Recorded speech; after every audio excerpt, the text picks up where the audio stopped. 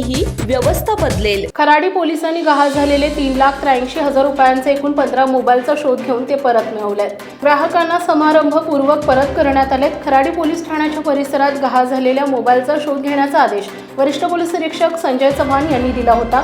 Police अंमलदार Suraj Jadhav आणि cyber पथकातील police उपनिरीक्षक माधुरी बिडवे आणि अंमलदारांनी तांत्रिक माहितीच्या आधारे पुणे जिल्हा तसेच नांदेड, सोलापूर, अहिल्यानगर तसेच उत्तर प्रदेश, कर्नाटक, बिहार या राज्यातून शोध घेऊन एकूण 3,83,000 रुपयांचे 15 मोबाईलचा शोध घेऊन ते प्राप्त केले। हे मोबाईल नागरिकांना परत करण्यात आले। ही कामगिरी अप्पर पोलीस आयुक्त मनोज पाटील, पोलीस उपायुक्त सोमई मुंडे, सहाय्यक पोलीस निरीक्षक प्रांजी सोनवणे यांच्या मार्गदर्शनाखाली वरिष्ठ पोलीस निरीक्षक संजय चव्हाण, पोलीस निरीक्षक गुन्हे शाखा विश्वजित जगताप, सहाय्यक पोलीस निरीक्षक रवींद्र गोडसे, पोलीस उपनिरीक्षक राहुल कोळपे, माधुरी बिडवे, पोलीस अंमलदार महेश नाणेकर, सुरेंद्र साबळे, श्रीकांत शेंडे, वसीम सय्यद, सूरज जाधव, श्रीकांत कोंद्रे, जयवंत श्रीरामे, विलास केदारी, सायबर तपास पथकातील पोलीस अंमलदार प्रतिभा पवार यांनी केली आहे।